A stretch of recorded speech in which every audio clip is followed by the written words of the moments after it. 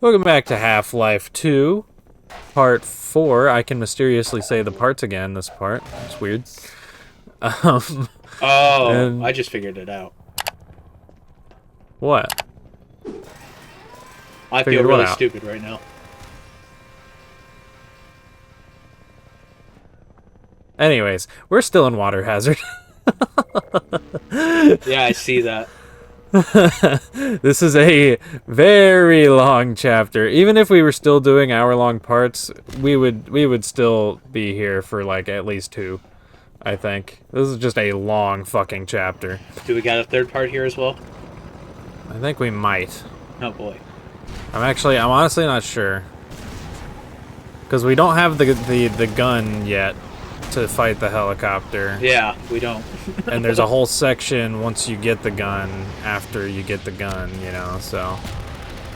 Half-Life 2 was a mistake. Half-Life 2 is peak as fuck. I don't want to hear it. This shit makes Do I me... see cute anime girls? No. It doesn't need it. Nothing does, and as a matter of fact. Spoken like someone who hasn't watched Data Live. I haven't. So you'd be right, I guess, but I don't care. Guys, he's not watching Peak. Yeah, huh? I'm watching One Piece. And reading One Piece. And you know what? One Piece is kind of peak. Can't lie. Die.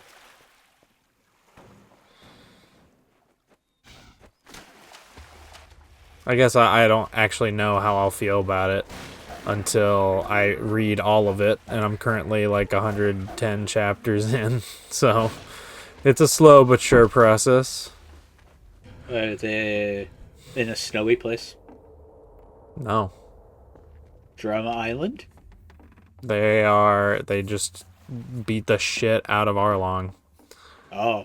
Well, I made it Yeah. further. Okay. I'm tired. I'm so I very want the tired. gravity gun.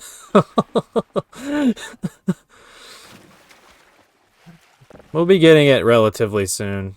I don't know why that bounced up like that, but that's awesome. I love the physics engine in this game. To anybody watching who doesn't have a job yet, don't do a 12-hour shift. Nobody wants to hear about your workplace related woes, okay? I saw that. Yeah, I saw it too. I don't know why I put a transition there. Don't you go to this place normally? So now we didn't even see you get here. What the hell? We did. I just like cut the loading screen, but for some reason I had to stop and reload the game, and I accidentally put a fade transition instead of doing a frame perfect cut.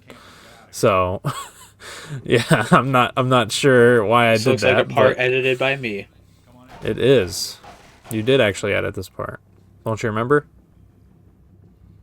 Dude, I don't remember most of our videos, okay? Like, I put This in the titles to help me remember, like, oh, this is kind of what we talked about. And then I look at the titles and I'm like, what the hell was I on?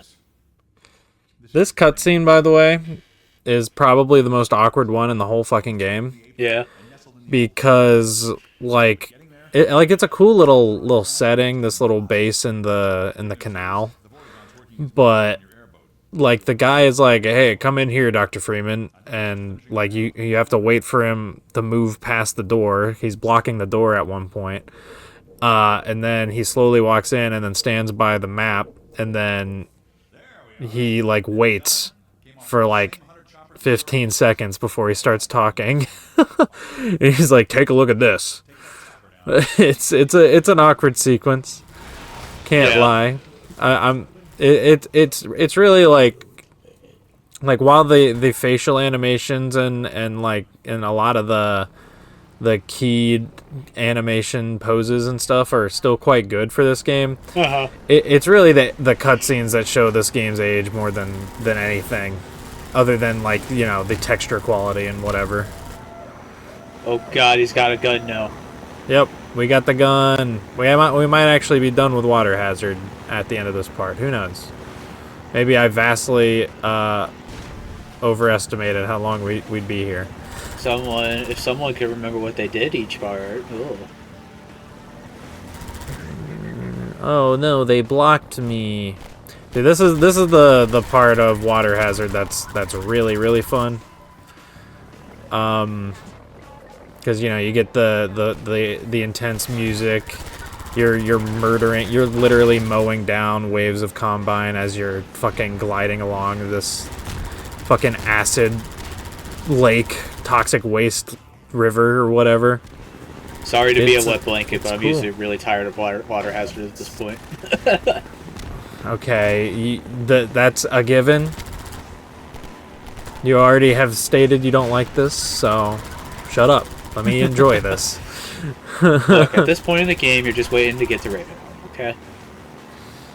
No, that's when you get to Black Mesa East, where you're literally actually waiting because it's just all cutscenes. Yeah. Dude, imagine if they just added a small altar in one of the corners. No one reacts to it, but on the altar is a big red button that says skip.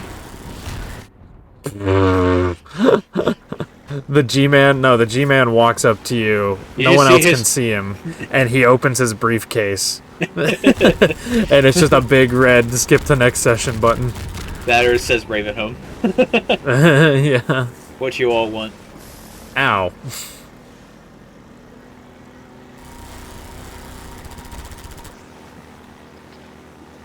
No. So here's another section where you can just keep on driving, but they added this whole little side fucking area that's like a little bit of dialogueless storytelling.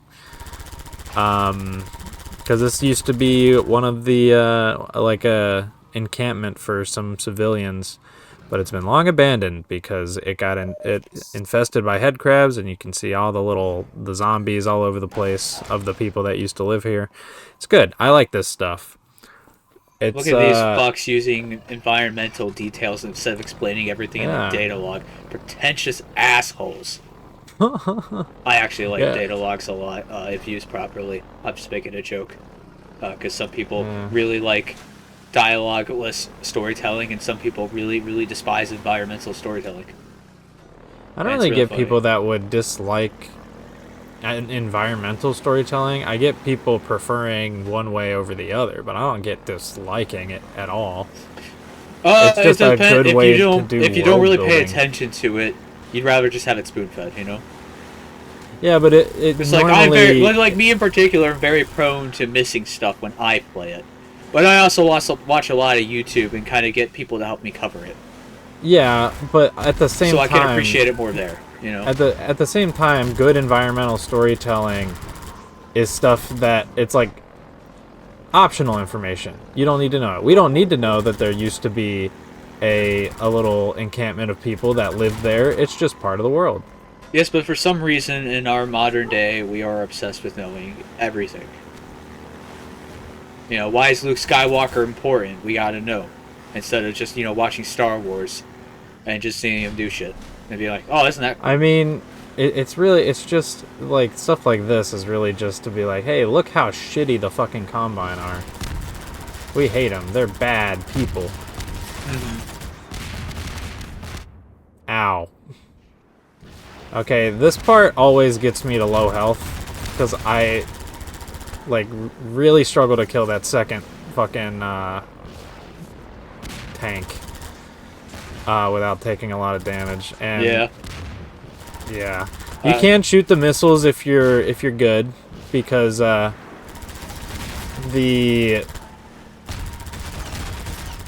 what's it called? If you pay attention in, later parts, like, you might not necessarily know that you could shoot the missiles at this section, but later in the game, the big gunships will actually shoot down your rockets if you try to shoot them with rockets, so you kind of get the idea that you could also do the same thing. I would never get that idea. Okay, well, that's every complaint you've had for this game so far just sounds like a skill issue. Yeah, I'm just saying. I 100% agree. I suck at this game, and it's hilarious if you like this game. Like, if you watch me play this, he will hate it. And you did hate it. I mean, that's just me watching you play anything, though. It's not just Half-Life 2. I will find a game I am super good at where you can't complain. Wouldn't it be like rhythm games? I would call myself super good at it. You're better than me. I'll take that. The problem is, I just don't care to watch gameplay of rhythm games. I wouldn't put you through that. You have. No, on I multiple didn't. occasions. Not on the channel. Well, actually, yes, once on the channel, but not No, all you the didn't have to time. watch it. That was just background. It's different. Mm-hmm. Alright, yeah, I very much lied about the this chapter. This is the boss arena for the helicopter. Yeah. Fuck water hazard. Fuck the helicopter. I'm about to fuck the helicopter. Yeah, I don't recommend really shooting at it. I don't recommend really shooting at it unless it's close. Because you might have noticed, the spread on this thing's pretty shit. Yeah. And like one individual bullet doesn't do a whole lot. You need like a whole stream of them to do a good amount of damage to this thing. And fun fact, this bombing sequence was actually a bug when they were designing this fight, but they thought it was really cool, so they made it an actual attack. Yeah. I love hearing about dev stories like that in games. Yeah. It's always cool. It's always fun. But that's the beauty of game development. Anything can happen. Like really anything, and honestly anything could happen. And you might find something that fits the vision of your game pretty well. You might just like little things could lead to big ideas. Right. And yeah. So I'm always obsessed to hear like about like betas and stuff for games that I'm really into or whatever. And the people who are obsessed with the beta of this game are really obsessed with it. So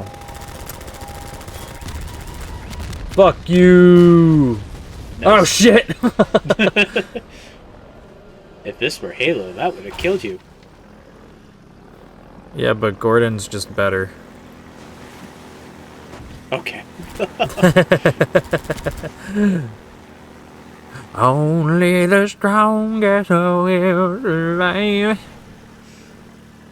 Only in the original, but there's also no vocals, so he never says that. Yeah, but after we did that Halo 2 commentary, my like TikTok feed and everything just became flooded with Halo memes that had that song. Good. Good, as it should. It's like POV, you wake up and it's 2007, and it's like some Halo 3 like multiplayer gameplay with that song. The U.S. government has made sure that's no longer a problem. Oh no, TikTok's already back. For now, at least. Yeah, so they rip them off. Under the guise that quote-unquote President Trump brought it back, and it was like the day he got inaugurated or whatever, the day before. Yeah, the jackass who declared he would destroy it. Yep. This is one of the many things he's lied about. Anyways, we're not going to talk about that. We're not going to talk about that here today. Yeah, we talked about everything else today. Yeah, that's true. But Half-Life. No, we talked about Half-Life. There's a funny edit in this video. I'm remembering. So you guys know about that... oh, hey, G-Man. He appears in a lot more places than I ever knew he did. Like the first game. Well, in the first game, all of his appearances in the first game are like fairly obvious, honestly. Yeah, he's like, more it's hard to environmentally miss. hidden here. Yeah, in this he's like really far off in the background. And that's something in the ending of Half-Life Alyx whenever we get to that. He is like standing in the scene like really really far off to the left somewhere, and you can only barely make him out cuz he's in shadow. It's like, why'd they put him there? Everyone's going to miss him. It's cool. I don't know. It's Half-Life.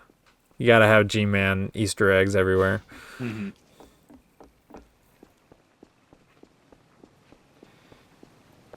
He's also only ever called G-Man in his like game files. I assumed. Like, yeah, his name's never spoken in game, or by the developers. They don't. The devs don't even call him the G-Man. Mike Shapiro, the voice actor, does, but like, what's he gonna? Not official. Yeah, what's he gonna put on like the resume? If he's like, I voiced that one guy with the suitcase, and I mean, that may have been what they called it in those sessions, and he started calling it after the internet adapted it. You never know. Yeah. Like in the script, is it written as G-Man or Mysterious Man? Mike Shapiro also he helps quite a bit with the writing of G-Man himself because he's just like that familiar with the character at this point. This is writing or just improvisation? Oh no, he helps give the writers direction because like the people who wrote Half-Life Alyx did not obviously write Half-Life 1, 2, or the episodes. And apparently their first draft for Half-Life Alyx was actually really, never mind. I'm mixing things up. They had a writer who got hired on the Valve, their first job ever, to write the story for Half-Life Alyx. No pressure. Apparently, that story was completely ass. So, in the last year of Half-Life Alyx's development, they brought back Eric Wolpaw and John Pinkerton, the writers of Portal 2, and had them write a new story for the game. And since they wrote Portal 2, they still didn't have much experience writing Half-Life. So, Mike Shapiro ended up helping them, like, give them ideas. All right, well, you guys want to go see the all-knowing Vortigaunt? You guys excited? Finally. There's our triage at dawn for the day. Don't worry, we're not gonna listen to his full speech. That would take up the rest of the video. I just wanted to show this off because this is one of those. This is like, I think, probably the single Easter egg that they make him so hard to find, and they hurt you before you can even get there. I know. They don't want you to find him. I think this is the single Easter egg that got me like hooked on this idea of having Easter eggs in games like this. That was for me. It was probably the creepers in Minecraft in Borderlands 2. Still one of my all-time favorite secrets. Gotcha. That's an Oblivion moment right there. We bear witness to the bright eternity of the nihilist.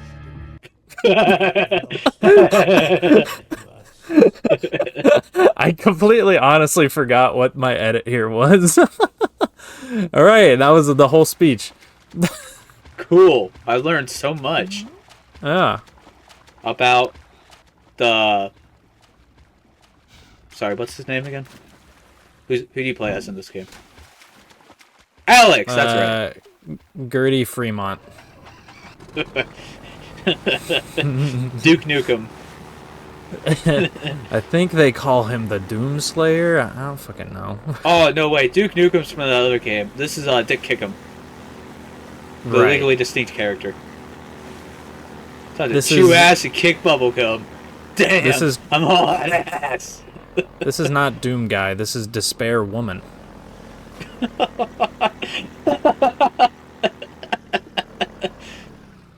Damn. I don't remember the game she's from, though. Oh.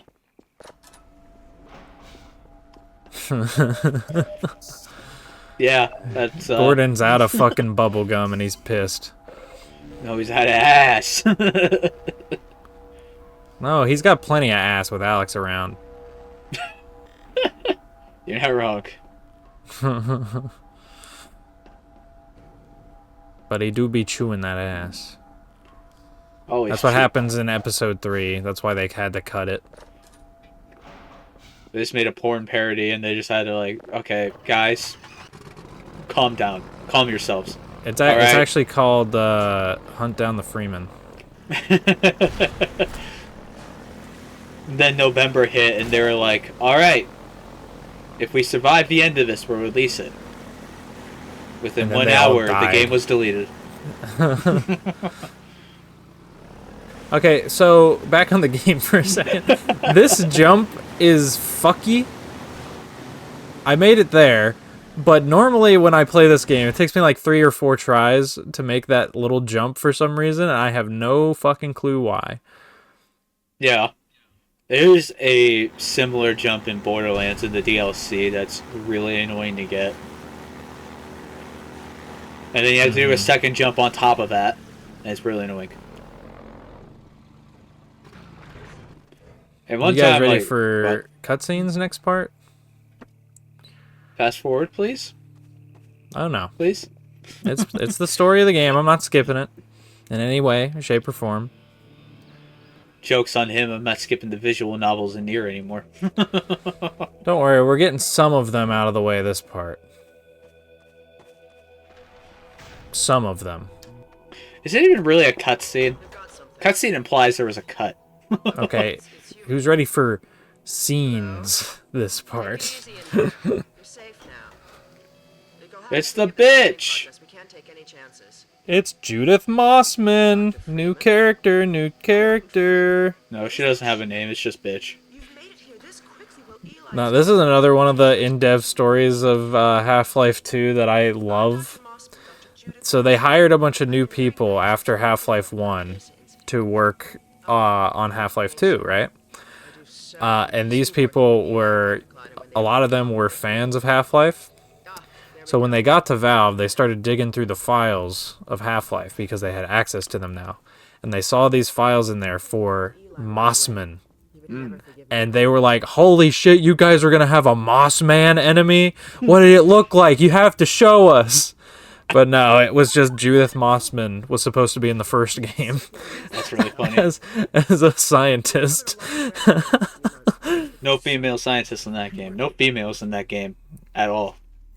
Yeah, it's one big old sausage fest. Yeah. Hey, see, that's why they failed. They didn't have diversity of culture. Yeah. That's true. Well, no, actually, technically, I mean, it's in the spin-offs, but there is a woman scientist. I forget her fucking name, though. I think there's 2 of them, actually. It's in the multiplayer game, the multiplayer Half-Life game. Have you heard about that one? Nope.